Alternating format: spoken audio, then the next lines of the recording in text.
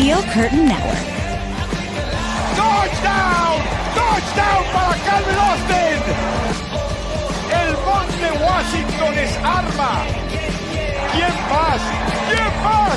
DJ Watt!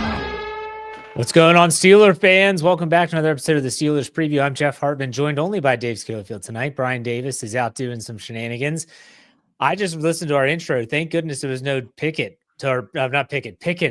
in that little intro. We don't have to make any changes or anything like that. But Dave, welcome to the show. How's it going? I completely forgot about it. I don't know. I don't know if the outro is going to be clean of that or not. This is going to be our first test of thinking about it. I mean, for the longest time, it was picking up Pickens, and now it's neither one of them are there anymore. Oh, we're going to be hearing that combination for years to come. Yeah, that's what we once said. That's what we once said. But welcome everyone to the podcast. I want to give everyone a quick scheduling update. Next week, we are going to be on Wednesday, not Thursday. And the reason why is next Wednesday is when the schedule is released. I think it's released around 7 or 8 o'clock, Dave. I can't remember exactly the time, but we always do our preview show on that night so that we can give you the full break. We run through the whole schedule. We do our way too early predictions for the upcoming season. And then last I heard, Tate was talking to the Pump Your Brakes guys, and they're probably going to slide over to Thursday. So you'll still have a full slate of shows for you. But that was one thing I wanted to bring up. I don't want to talk a lot about George Pickens in this show. You've gotten a chance to talk about it. My Friday Let's Ride podcast, I talked about it. We did the breaking news podcast. Like, everyone's kind of gotten that opportunity. If we have questions in the live chat, maybe we'll answer some. But other than that, I think it's time to just kind of look forward to rookie minicamp coming up this weekend, which is what we're going to talk about in today's show, with highlighting third round running back Kaleb Johnson. Before we do that, there are some news nuggets I wanted to bring up. Dave, I mentioned the schedule. Tuesday, the NFL is releasing international games. Who do you think? There's been 2 teams rumored to be facing the Steelers in Dublin. It is the Minnesota Vikings and the Green Bay Packers. Who do you think it's going to be? Do you have a hunch? My hunch for the longest time was the Packers because of them doing the licensing thing. That's why I still think that the likely one. I know a famous Pittsburgh sports personality. I'm not calling him an insider. Although last year he did have the complete schedule. Hey, you're talking about Andrew Filipponi. We can call him by name. He was spot on with the schedule stuff last year. Absolutely. He 100% had the schedule last year. So it's not that he's always wrong or always right. But honestly, I thought Minnesota was a possibility. Here's what I think is interesting. How much of this do they like? Well, which one would cause more drama with Aaron Rodgers? Exactly what I was thinking. Which it could. I mean, they're like, well, if he's still wanting to go to Minnesota, maybe it's Minnesota. And honestly, I don't really want it to be Minnesota, because the last time the Steelers played a regular season international game, it was against the Minnesota Vikings. In London, it would be nice to be against a different opponent. It was 2013. They started that year 0-4 on their way to 8-8. That was no fun. And the Brian Suckup. Yes. Mr. Irrelevant is not irrelevant for Steelers fans, because if he could hit a 40-something yard field goal, the Steelers would have been in the playoffs that year. I don't want to bring up that season. I don't want to bring up that season. I don't want to bring up anything about that year. That was my first season going to games in Pittsburgh. I believe it. I had one outlier in Ben's rookie year, but that's when I started regularly going to games. I was the NBC fan of the week that year when they hosted the Bears in Pittsburgh on Sunday Night Football. I think that was week 3. They lost. Jay Cutler and the Bears came in. Antonio Brown had an amazing catch at the back of the end zone. So I remember that season well. That was like the Jonathan Dwyer, Antoine Blake Steelers years. Just very odd times in Pittsburgh. I was there against Detroit and Megatron. So we were both against NFC North opponents in Pittsburgh. And that was the one, like I said, it was the infamous I think Antonio Brown had like 2 second quarter touchdowns. All Detroit's points were scored in the second quarter of that game. It was an insane, amazing game. Yeah. So you think Minnesota? You don't want to see Minnesota. You brought up the Rodgers. There's a lot of people out there, and this started with Colin Cowherd and Pro Football Talk, which is Mike Florio. He's kind of piggybacked it a little bit, that there's two rumors out there. One is that the Steelers are telling Rodgers to not sign until after the schedule is released, so that it doesn't impact their primetime games, as if the Steelers wouldn't get 5 primetime games anyways. But if he's not under contract, the NFL can't be like, well, we're going to do this, that, or the other, expecting him to be there, because he is going to draw attention, whether you love him or hate him. Yeah. Other side of it is that Aaron Rodgers wants to wait because he wants to see exactly what their schedule looks like and whether he wants to be a part of it. Do you believe any of this? It's going to be really interesting if the schedule comes out and 2 weeks later, there's still no decision from Rodgers, then obviously it didn't matter at all. I could see it if you're going to say, hey, if you waited this long, let's wait and make sure that they lock in the schedule. Like Aaron Rodgers could say, I don't want them doing something special with the Steelers because of me, that then puts it in a weird situation. I don't. To me, the schedule's done. I don't think they're tweaking the schedule right now. Anyway, I think they have to have it figured out by this point. If they knew exactly what day they're going to release it, so they could always change the prime time games or whatnot, I guess, since they could even flex them during the season. But I can't say that there's no basis for that. But I definitely can't say that. Oh yeah, that's probably the reason either. I will say this, that let's say Minnesota is the team in Ireland, that they wanted to have Green Bay, but they don't have the Aaron Rodgers factor. So they're like, we'll just put Minnesota there. Still be a good matchup. They've played overseas before. We're going to do that. I would bet a lot of money that the Green Bay game is going to be in prime time, whether Rodgers is there or not, because they're banking on him being there. Yeah. And so that's my takeaway, is that they're going to say, okay, we'll put Minnesota over there, but we're still making Green Bay, Pittsburgh primetime. And you could justify it because you have those two storied franchises. But we'll talk about that more next week as we get closer to the actual schedule release. Dave, I want to give you an opportunity. Do you want to say one more thing? Yeah, I was going to say one last thing about it. Yeah, go ahead. What is more concerning to me than the opponent is the rumored date. I heard week 4. It's not good. Week 4 is not good. Week 4 is bad for the Steelers. Unless because it's in Ireland, it makes everything thrown out the window. You know what I'm saying? It's not the typical, kind of that moment of the season where the Steelers have kind of had the letdown just because, kind of like if you're ever on a diet or anything. And I know they talk about this on the show. If you ever watched Naked and Afraid, where they're doing survival stuff where they have to find their own food. Day 4 is always the key, getting through that with the mental stuff. That's why I think it's crazy that it's game 4 for the Steelers. But the fact that it would be so non-routine and so different than what they've experienced, then maybe we get something that's a little bit better.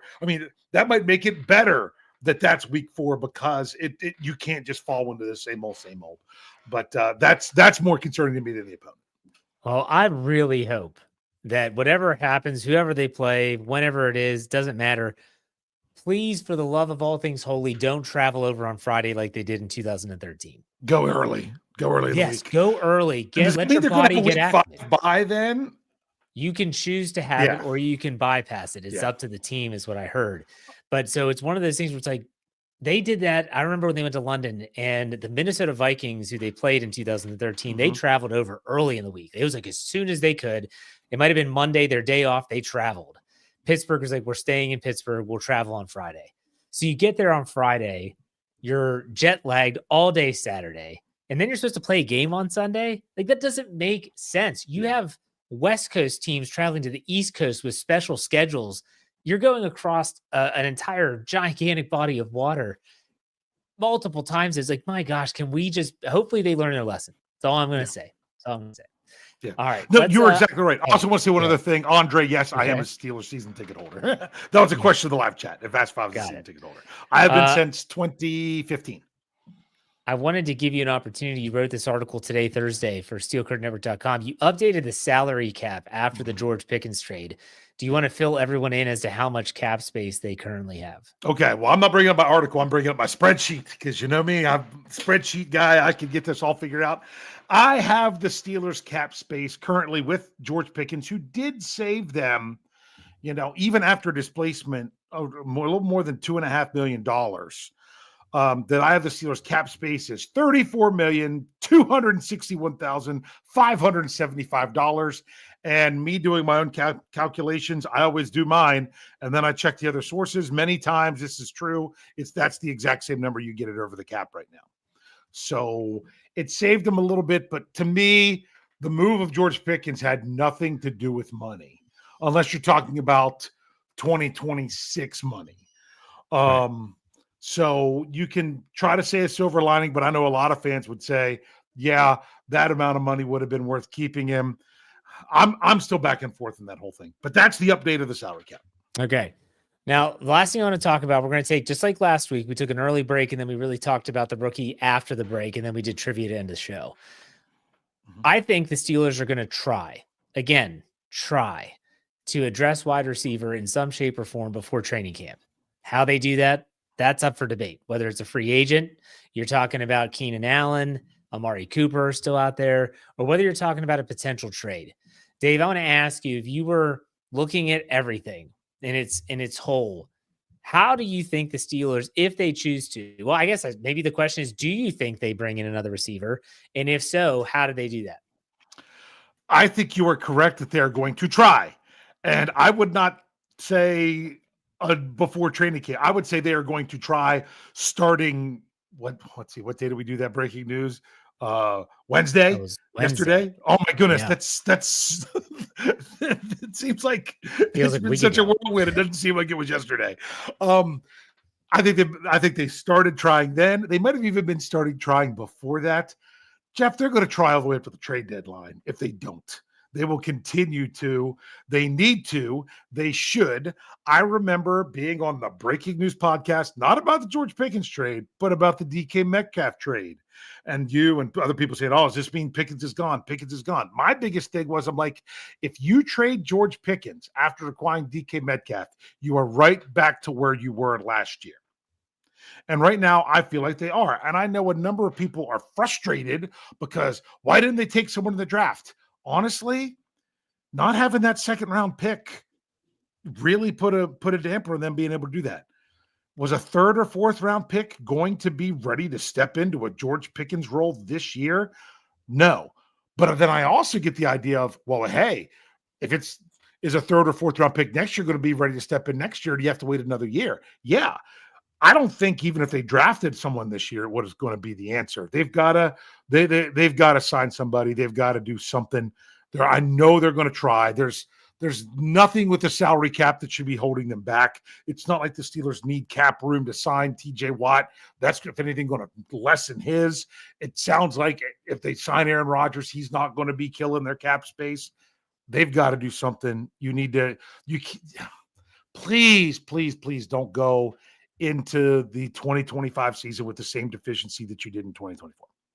Would you prefer them to just address the veteran free agent? Like I mentioned, those two players as the prime candidates, or would you prefer them to try and make a trade? A lot of people have been looking at Alan Lazard with the Jets because he has a relationship with Aaron Rodgers, who I still think is going to be the quarterback this year. Or some have talked about Romeo Doubs up in Green Bay, some other players up in Green Bay. What would be the ideal situation for you to acquire that player? You asked the question if it would be better or if you're going to sign him in free agency or acquire him via trade. My answer is yes. I don't care which way. Get a good receiver. If you have to trade, my goodness, at least you're sitting with 12 expected picks in the next draft. Yeah. I mean, they traded a second for DK Metcalf in a draft that then you didn't pick again to the third round. I don't know about giving up a second for somebody, but my goodness, you already got a third for George Pickens. You potentially could get as many as 2 third-round comp picks, or you could get 0, because I've talked about that a bunch. There's way too much to bank on where they'll be. But I'm telling you, it's pretty confident that they're going to get 4 comp picks next year. The only question is, what rounds will they be? So with all that in mind, if you've got to use that to do something wide receiver this year, do it. If you think that your answer can be found in free agency as someone who's available, do it. Just do it. Last year, you didn't do it. This year, do it. Yeah. And I think that this is where you lean on your pro scouting department. Hey, what's the free agency crop for wide receiver look like in 2026? Okay. Because we're going to roll over some cash probably either way. We'll have some money to spend. The cap is supposed to increase even more next year. So like, what are we looking at there? You could also talk about your college scouting department. What does that class look like? We all talk about the quarterbacks in 2026. That's only one pick, assuming they take a quarterback next year. You still have all these other draft picks. Is it deep in wide receiver? I don't know. The 2025 wasn't that deep, in my opinion, at wide receiver. They had some talented players, but it wasn't like in prior years. I think the Steelers have to be smart. And if they think that the future, meaning, okay, next year's free agent crop, next year's rookie class is going to be great, then maybe I get an Amari Cooper for 2025 and see what he can do if he has anything left. Or Keenan Allen, who had a pretty productive year last year, by the way, in Chicago. Or if I'm going to get a guy from Green Bay and trade for him, is he in the final year of his rookie contract? For instance, Romeo Doubs is. So you would basically be in the same situation you were with George Pickens, but someone that I know Jeremy Betts really likes, his name is Wick. He has 2 years left on his contract. So you would get him for another year if you trade and he's on his rookie year as well. So there's a lot of factors here to weigh in. I think we both agree, though, they're going to try come hell or high water to add another wide receiver as soon as possible. Yeah. I mean, honestly, even if it's just for this year and you want to go bigger next year, I'm okay with that too. But it's so crazy because this morning was Pittsburgh Standard Time. Greg and I were talking about, we had a topic for the show. We were ready to roll and we were going to talk about, things to get excited about. My number one thing to be excited about for the Steelers for 2025 was, what is an offense going to look like that has two weapons like that you can't just double team one of them all the time? And it got smashed. So to me, that's why I'm so frustrated. I'm like, don't go back to how it was last year. Don't let the defenses get away with just being able to double DK.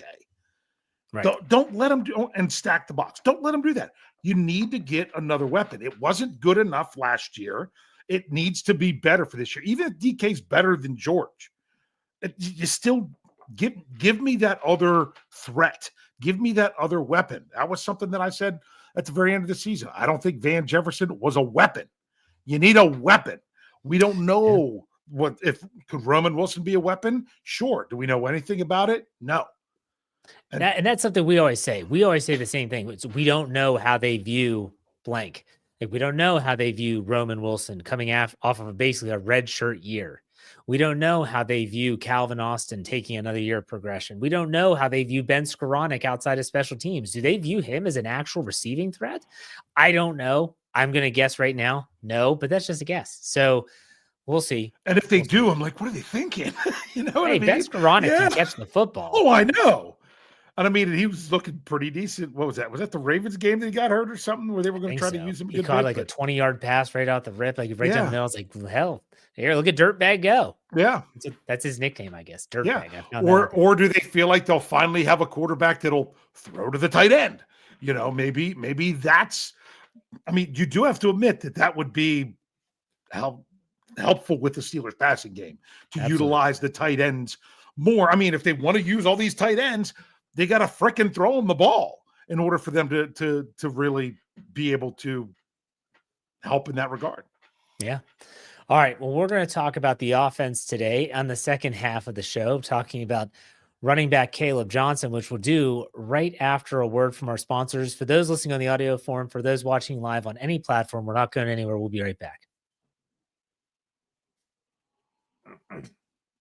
All right, Steeler fans, thank you and welcome back. Thank you for being patient, I should say. And it is time to break down the second pick, the second selection, the third round pick of Kaleb Johnson out of Iowa.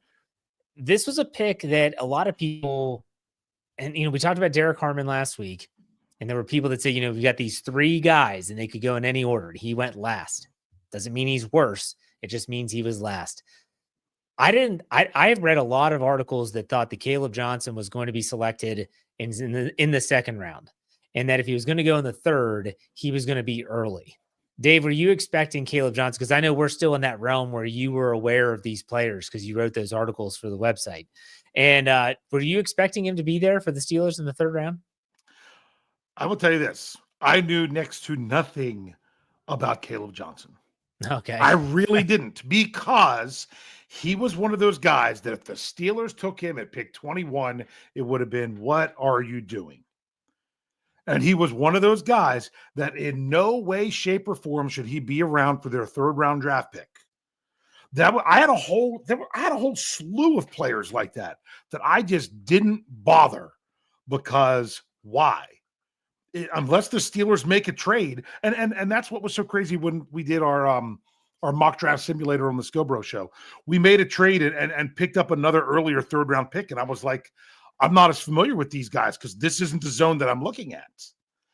So it's crazy when we're going through the second round and we're in the bottom part of the second round, and I'm asking people on the live stream, all right, everybody, if the Steelers were to trade up now, what would you want them to be trading up for? And of course, Andrew Wilbar is saying Jalen Milroe. I already know enough about him just because of the possibility of that at 21, which I was hoping would be the case, but it wasn't, which was good. But Jeremy Betts kept saying, Kaleb Johnson. It was during the live chat is when I actually, the live show is when I actually started looking more at Kaleb Johnson.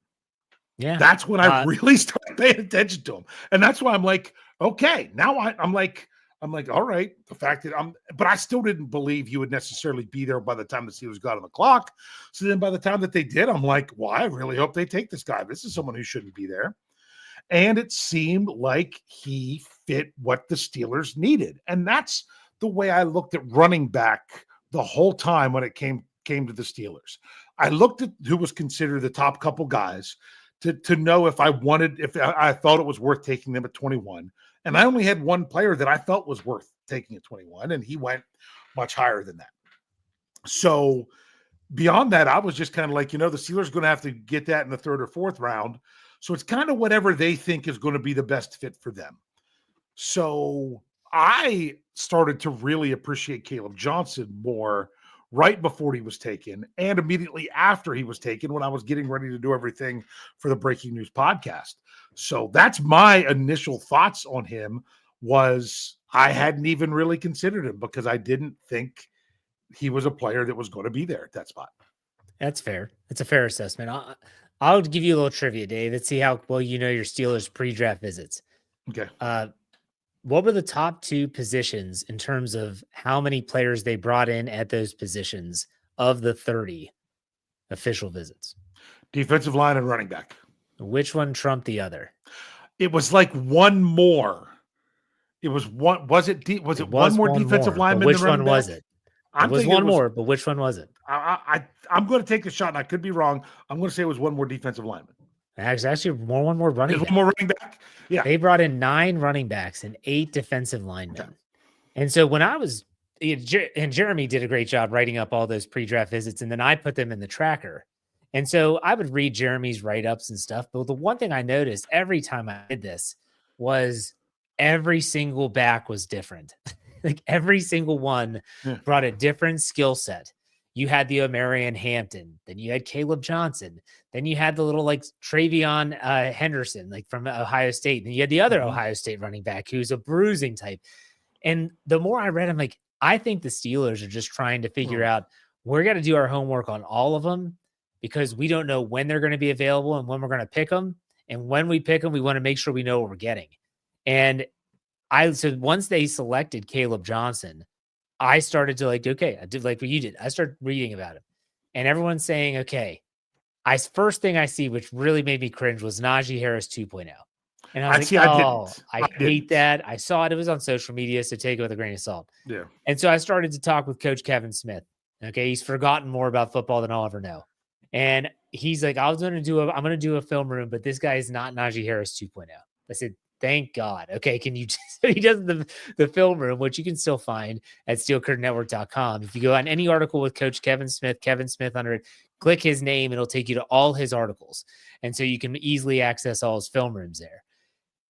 And his film room was really interesting on how this guy has the vision, the patience of Le'Veon Bell, but he doesn't have the burst of Le'Veon Bell. Mm-hmm. He gets to top speed quick, and then it doesn't look like he's necessarily running fast, but he does have some breakaway speed. He's not a burner, but I was impressed. And my next question for you, Dave, unless you want to add something to that. Do you want to add something to that before I ask you next question? No, it's fine. You can have the next question. I'm good. How do you see Kaleb Johnson in terms of stylistically fitting with the rest of the running back room and Jaylen Warren and Kenny Gainwell? All right. You mean like his progression through the season or I'm not talking snap counts. I'm talking about how are they going to are they going to have him be a typical good third down back as a guy that's going to come in good pass protection? I've heard that's a knock on Kaleb Johnson, by the way. You can catch the ball in the backfield. Kaleb Johnson didn't do that a lot in college, but he can. He has the skills. Is he more of your, big guy, bruiser, short yardage? I can, or is he going to be that I'm going to tote the rock every down? It doesn't matter because I'm that workhorse. How do you see that playing out? Okay. This is not a player comparison, just like I had to say with everything over and over again when I was talking quarterbacks during the draft, that I said it's not the skill comparison, it's a role comparison. When I was saying like a Landry Jones, I didn't want someone, it wasn't necessarily the skill. This is strictly role. To me, at least to start the season, I see him in the 2004 Jerome Bettis role. That he is the guy that that can pound it and everything else, and you're just saying we're running it and see if you can stop it. But he doesn't need to be the guy out there for all the snaps. I think that's going to be Jaylen Warren. Then maybe how it all goes and how it progresses, and can he pass protect? Can he catch? How much he can do. They might not want him. Might not even be. Hey, don't focus on that right now. We'll get to that. Make sure right now you're ready to do this. But honestly, right now, if you look at who's on the Steelers roster, if you could pick one running back to give the ball to on 3rd and 1, who would you pick? Out of those three? I mean, even anyone down the line, I don't care. You know what I'm saying? I would want the big bruiser. I would want Kaleb Johnson. Yeah. If it's 3rd and 1 and where it's going to be a running play, I would prefer him.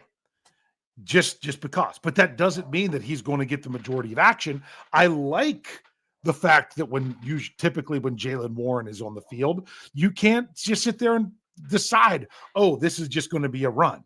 It might be a bit of a telegraph early in the season when Kaleb Johnson is in the game. Yeah. But if you use him in the role that you kind of know they're running anyway, then who cares? There are certain, and then my goodness, you maybe run a play action pass bootleg and completely catch them off guard because you were really expecting to run. Then do that occasionally. Then there you go, keeping them the defense a little bit honest. But to me, I see him. If you're going to, a lot of times with the Steelers, especially non-first or second round draft picks, but sometimes even them, to start off, you ask them to do something small, and then you start getting them more involved with things, expanding from that, depending on the player and how much they can do. So that's why that would be how I would look at Johnson. Say, hey, be the guy that can just pound it up in there, and then you can expand that if he's ready for that as you go. This is your own expectation. Do you expect him to get that expanded role by the end of the season? That's a really good question. Thank you. I'm going to say no. I don't expect him to. Okay. I don't expect him to, but I hope he does. Because if he does, then the Steelers really found something. I want it to work. I want every draft pick and every free agent to work out for the Steelers. They don't. They all don't. But that's not. But I've come into it looking that I want them to. I don't expect them to. I expect that to be something that maybe they feel like they could be ready. He could be ready for in year 2. But if he's ready for it in year 1, and oh my goodness, even and the earlier the better, that's great. But it's not like Najee Harris where they didn't have anybody else and they had to call on him right away all the time. I like that they don't have to do that. Maybe they end up having to do it because of injuries or whatnot, knock on wood, because you never know about that. But to me, going into the season with a plan of, hey, we don't have to run this guy a ton, but man, if he's really running it well, then we can do it. That's the attitude I want to see with the whole thing. I agree with everything you said. I agree with that Jaylen Warren's going to get the brunt of the carries and that Kaleb Johnson's going to have a very unique set that he's going to run with, whether it's short yards or whatever. My question for you is, do you see Jaylen Warren being all of it? Like, okay, I'm taking over Najee's role, and does Kenny G, I laugh every time I say that.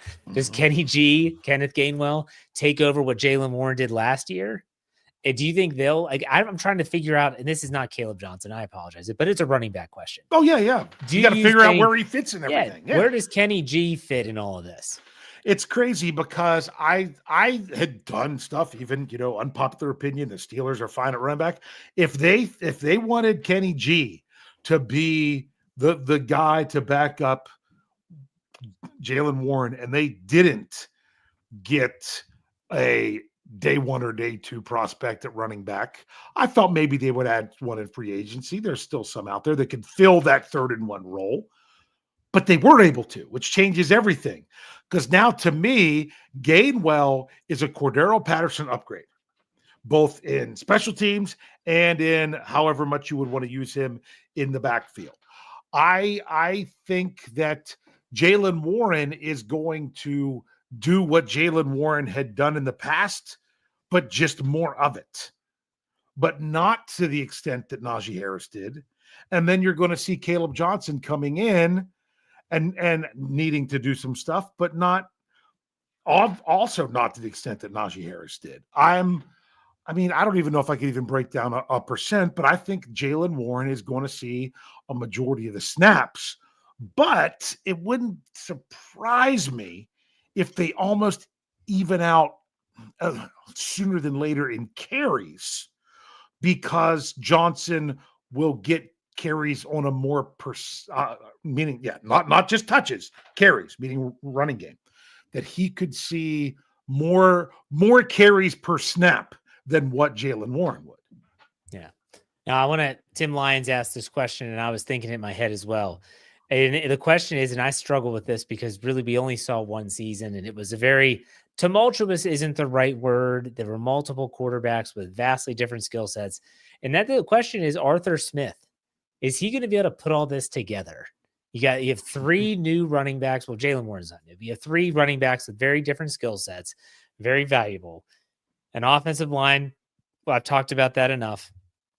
And now you have some new weapons on the outside, one mainly being DK Metcalf. Do you trust him to get it done in year 2 as the OC? Well, they've made some changes on the offense. And when you make some changes in personnel, they made some changes last year, and then they're making some more changes this year. The more changes you make since you have an offensive coordinator in place, the more you would think that the offensive coordinator is on board with and are looking for these type of players. That's my hope. Now, whether that actually comes to fruition is a whole different story. So I'm hoping, why get DK Metcalf if Arthur Smith isn't going to figure out how to use him? Why draft Kaleb Johnson if Arthur Smith's not going to be able to figure out how to use him? Why tender Jaylen Warren and have him be, quote unquote, your guy to start the season if Arthur Smith's not going to know how to use him? So to me, it's like, if you're not doing that, then what the crap else are you doing? I mean, seriously. That's true. That's a good point. Any other final thoughts on Kaleb Johnson before we get to some super chats? We talk a little rookie minicamp, and then we do some trivia. Do you have any final thoughts on him? Final thoughts on Kaleb Johnson is he should get typical 3rd round pick treatment. And that is, if you're good and you're ready, let's get you involved. If you're struggling and it's too much for you, we'll cover it otherwise. Yeah.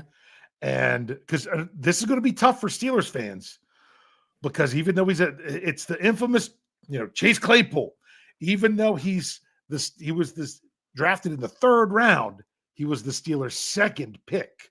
So a lot of times he's going to feel like a 2nd round pick when really he was a 3rd. Yeah, and we'll see.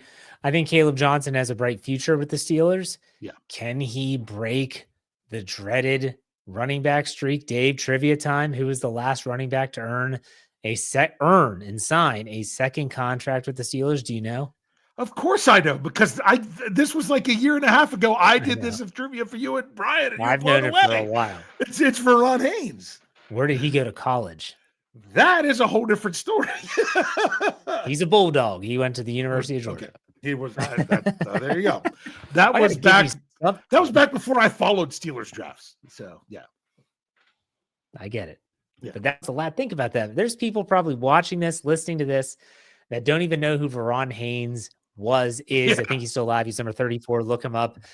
He was a good back, but he was the last running. Wasn't that the Cowher era, or was that in Tomlin? No, I'm pretty sure that was Cowher. You gonna make me look it up? Not that worried. I'm probably gonna have to look it up. You look at what you're doing to me. When was he drafted? Oh shoot! I'm gonna guess it was like 2000 and 2003 or 2002. Right. You're gonna make me look it up. Did you? Oh, Jeff. you thought I knew. No, I knew where he played college football. Yeah, I forgot that there's 2 R's in Verron. Yes, he was drafted in 2002. Yeah, I was right. 5th round, 2002. Oh, what's his middle name? I have no clue. What is it? Ulrich. Ulrich? Yeah, Ulric. Ulrich. All right. Ulrich Haynes. Okay. Yep. And did he play his entire career in Pittsburgh? I don't think so. No, he played 1 season. Was he hurt in 2008 or just out of the league? But in 2009, he played in Atlanta. So, yeah, his last year in Pittsburgh, he played 1 game in 2007. So he was Cowher era. He only played 1 game with Tomlin. It's crazy to think about all the running backs that have been through the doors, and not one of them has signed a second contract. Everyone says, well, Le'Veon Bell was offered. Yes, he was offered, but he didn't sign it. He got franchise tagged. Yeah. That's not a contract. So it's a second contract. All right, let's do these. Wait, I got one more. If you want to go over on Haynes here, I got one more. How many games did he start in Pittsburgh? Start. I mean, that means he's on the field when the offense takes the first snap. Yep. 2. 0. So the last running back to get a second contract wasn't even a starter. No, he wasn't a starter. He was like that third down back, a good blocker. Yeah, he was. And then when he left, I think was when Mewelde Moore came in and he started taking over some of those duties. I liked Mewelde Moore. He was a good guy. But I like that you said duties. That Dookie reminds me of Najee Davenport. You don't know that story, look it up. All right. So we have some super chats here. Let's get Steeler Fan 69. Always likes to provide some dad jokes. He gives us $5. Thank you very much. Says Little Red Riding Hood found in critical condition. Paramedics have stabilized her condition, but she's not out of the woods yet.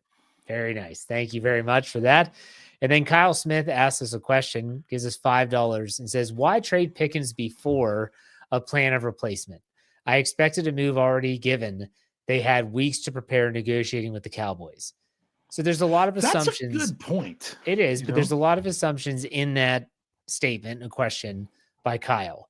The first being is that they had months to prepare. Or is that what he said? Weeks. I'm sorry, not months. Weeks to prepare.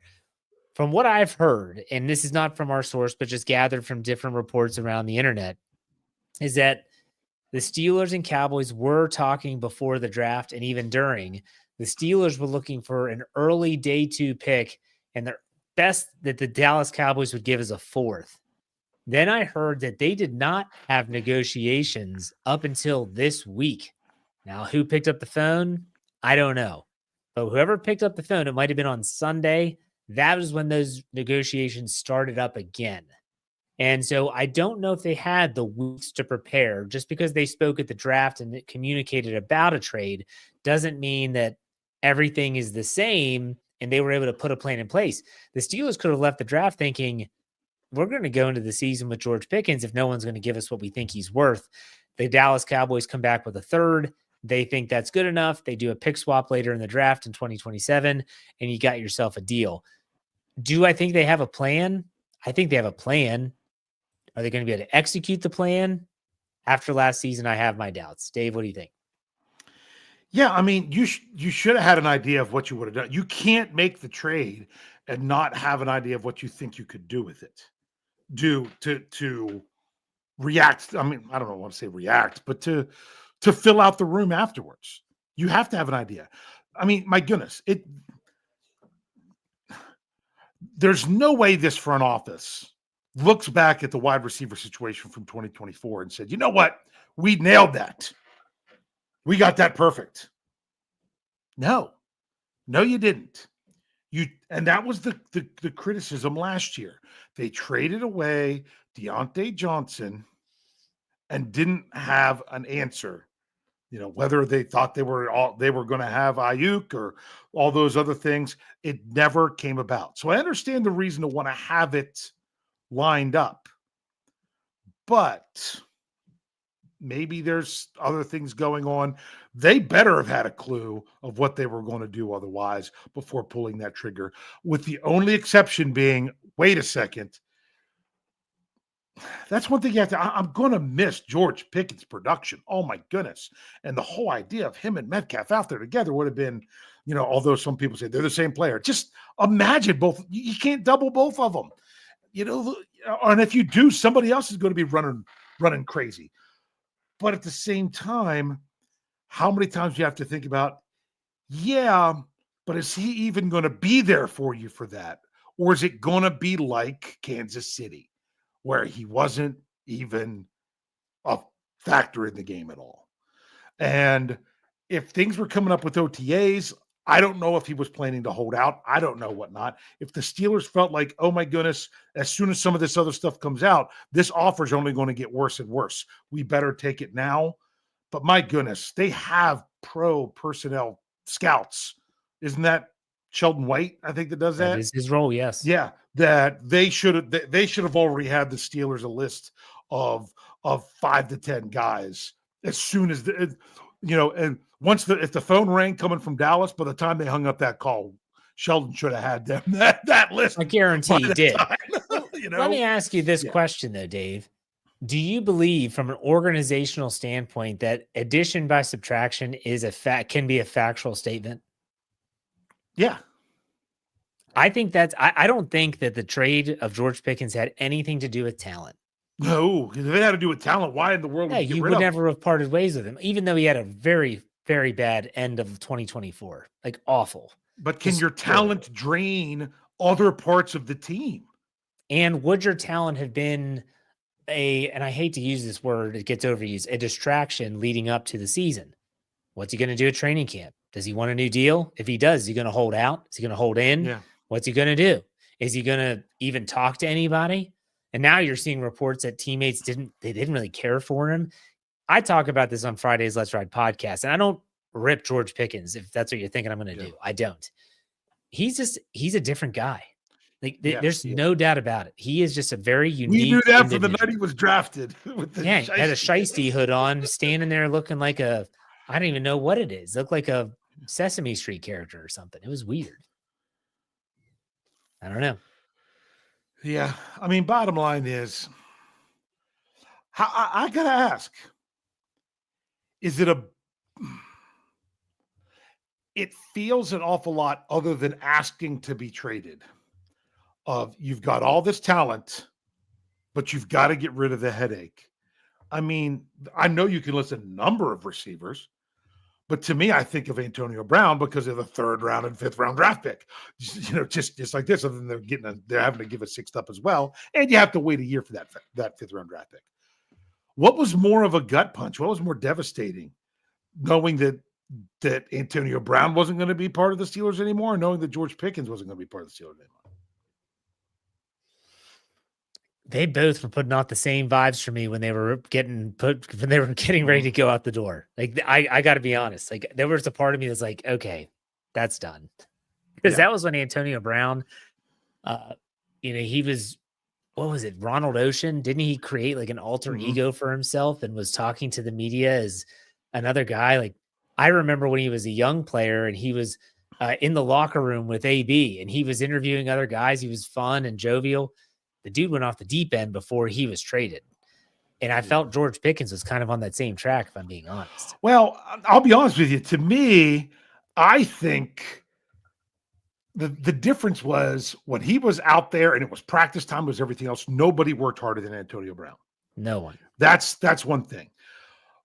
And I feel like his demise, you almost didn't see coming until the very end when he lost it. Didn't show up at the game, all that other, there in the fur coat, leaving it half, all those kind of things. So to me, his went from best wide receiver in the NFL to winning the game on Christmas Day, think all those great things that you think about, and then all of a sudden gone. That one to me was pretty tough. George Pickens, you kind of saw this the whole way throughout everything with him, because it wasn't like it was all of a sudden, boom, there it was, it's too much to handle. It was something you saw early and often with him, that he was just a different character in that regard. Yeah, he was. We have some more super chats here before we get to trivia. Tim Lyons gives us $5. He's a Bengals fan. He's a contributor at Fans for Sports Network. Says, good luck to the Steelers. To you Steeler fans, truly wish you all a good season, regardless of the shenanigans happening. Thank you very much, Tim. You're one of the few that's a quality Bengals fan. Kyle Smith gives us another $5. Says, as a bigger meta issue, then why does this cycle keep happening in the Steelers building with wide receivers over and over and over again without fixes? I will say this. I have seen it. I can't say that Dave agrees with me. I have seen a focus, like almost a very fine focus on character being paramount since Omar Khan took over. Like when you look at that list, and it's been circulating social media, it's Martavis Bryant, it's Antonio Brown, it's Chase Claypool, it's Deontay Johnson, and now it's George Pickens. Antonio Holmes. Yeah. It's Plaxico. Now, Plaxico Burst, they didn't trade. They just let him. They just didn't re-sign him. Yeah. Yeah. And I mean, it's I'm not crapping on Kevin Colbert. What I'm saying is that I don't think that Omar Khan is making talent. Like those picks were, Martavis Bryant was a 4th-round draft pick. The guy, if he didn't have issues, would have been a 1st-round draft pick. They took a flyer on, and it didn't pan out.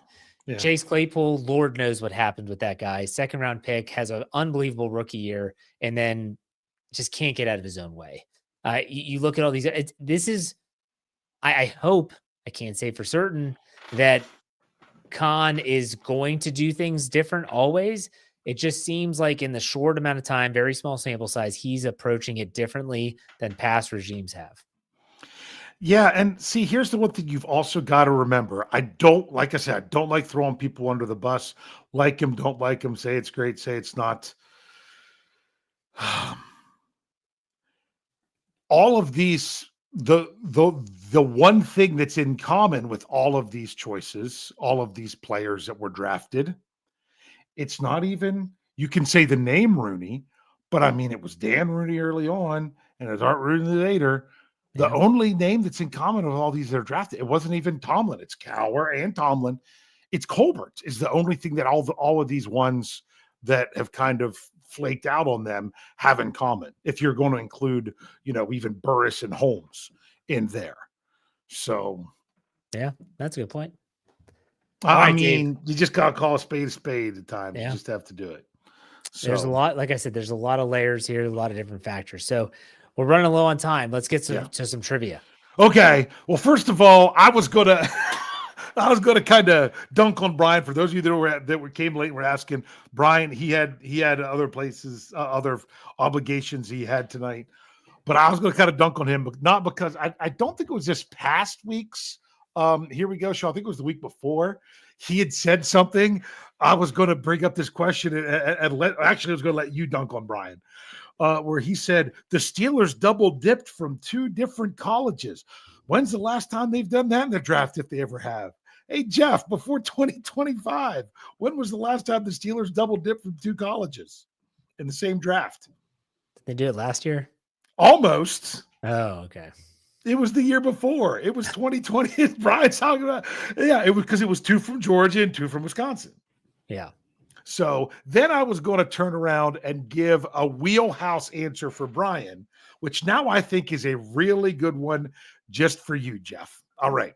So we're talking Kaleb Johnson. What is Kaleb Johnson's jersey number that was just assigned to him? 20. 20. Who was the last offensive player to wear the number 20 for the Pittsburgh Steelers in the game? Holy cow. Offensive. Do you have that list? Yeah, I have the list. Where does Amos Zaraway wear 20? Let's see. I'm looking back. Zaraway was not 20. He was. Okay. I'm trying to remember. Yeah, I thought he had 2 in there. Maybe I was wrong. I know. I'm pretty sure he had a 2, but he wasn't 20. The last, because I'm just keep on thinking of defensive backs. Yeah. It was last year was Cam Sutton. Or that was Patrick Peterson, I think. You're correct. It hadn't been worn for a while between. Dwayne Washington was 20. I know that. That is correct, but he's not the sorry. Yeah, there was a 20 before that. This is just my childhood. Brian McFadden, we knew he was. That's why Peterson took it, right? That's right. His cousin. Yep. I cannot think of the last player up. Amos was 21. Thank you guys in the live chat. Jared Devil said Jordan Todd. I don't know if that's the case. He didn't appear again. Yeah, if that's the case, he did not appear in a regular season game. That's Pittsburgh Toddy says Eric Pegram. Eric Pegram is a fantastic answer, but he's the next one. He's the next one back. So there's Pegram in 95, 96. There's one earlier. There's one since him. Huh. I'll give you a hint. Okay. It was a running back. It was only one season. And in that season, he had 25 carries for 49 yards and 1 touchdown. What year was this? I didn't give you a year. So that's a 2-yard average. How much? And that year was 2012. 2012? Yep.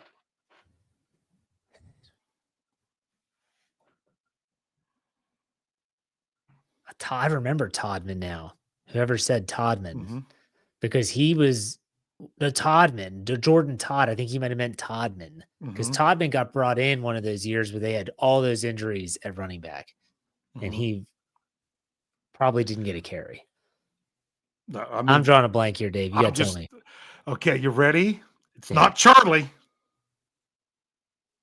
Oh, is it Batch? It's he was the artist, Baron Batch. Baron Batch. There it is. And he played at Texas Tech. This is according to Pro Football Reference. If there's someone else Texas in there. Tech? Yeah. Let's see. I just had him here. He was. How do you know? What are you paying attention to colleges for now? Yeah, but you are correct. Texas Tech. He was a 7th round pick in 2011. Appeared in 12 games in 2012. And he shattered his leg. Tried to come back. Wasn't able to. Retired, and then he's actually a very successful artist. Artist in the Pittsburgh area. Yep. Yeah. Yep. He has 1 career touchdown. 20. Yeah, that's crazy. That's always a DB number. Now that you bring it up, that's interesting. So I found that intriguing. Yeah, but you go back a little bit. Dwight Stone was also number 20. That was a big one, and of course the big one, going back even further, was of course Rocky Bleier. Yeah, some people are saying like D'Angelo Williams and Mendenhall, they wore the same number. They were 34. Yeah. So good guesses. The Todman. I'm sorry, I gotta look him up. Well, I want to know what number he was. He wasn't 20. Now that I think about it. Yeah. Terry Richards says Jeff lies about watching college football.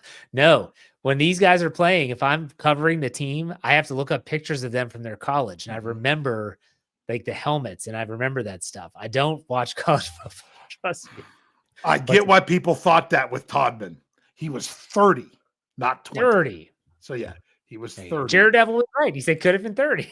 Yeah, I wasn't looking there, but I will tell you this: Baron Batch, or if you really want to sound all sophisticated, you could call him by his full name, Baron Von Batch. Oh, that's like when Antoine Blake changed his name to Valentino. Yes, Valentino Blake. I mean, like that. My neck with my lips on my neck. Anyways, Dave, why don't you give some final thoughts? Oh, final thoughts. This is a tough week for Steelers fans. After you come off the high of the draft, it just seemed like it was it was a gut punch. And this is one of those that's so tough with this trade because you're like, it's not a trade that made the Steelers a better on the field product. It didn't. Now, it might have made the Steelers a better locker room, and those are harder things for fans to see. I know there are some fans that were like, they needed to get rid of him while they could. There are plenty of fans who are like, why do you trade away that talent? You're right back in the same spot where you were last year. And I agree with that. I agree with both of those. And honestly, it kind of sometimes depends on who's asking me on which way I want to go. I am really torn about how to do that. So that's why it's been a tough week for Steelers fans. So all I have to say is I'd love to be able to say, oh, you got to trust them. There's got to be something coming, because we were here a year ago and it really never came. So I get it. I'm in the same boat as you all. I really want to see it. I can't completely trust that something else is going to happen to not make it to be the situations that we talked about before with the Steelers wide receivers and therefore affecting their entire offense. But man, oh man, hopefully it comes and then I can have something more to get excited about. All right. Well said. I will say, everyone check out steelcurtainnetwork.com. And I was very happy with the Let's Ride podcast that I've already recorded because of this show for tomorrow. And I talk about George Pickens, Jeremy Betts joins me, but I also give people 5 reasons why they should be tracking and paying attention to rookie minicamp, which starts tomorrow, Friday, going through Sunday. So you want to check it out. And they're tangible things. It's not like, well, let's see what the rookies look like in a black and gold helmet. That's not it. So go check out that's only on your audio only feed. Search Steel Curtain Network. But good show, Dave. Brian will be back next week for this schedule release. Why don't you send us out like you always do? Hey. We'll see you next Wednesday. Take it easy, everyone.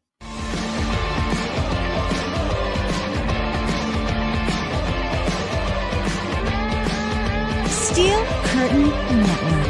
Get it. Everybody else gets a little tight.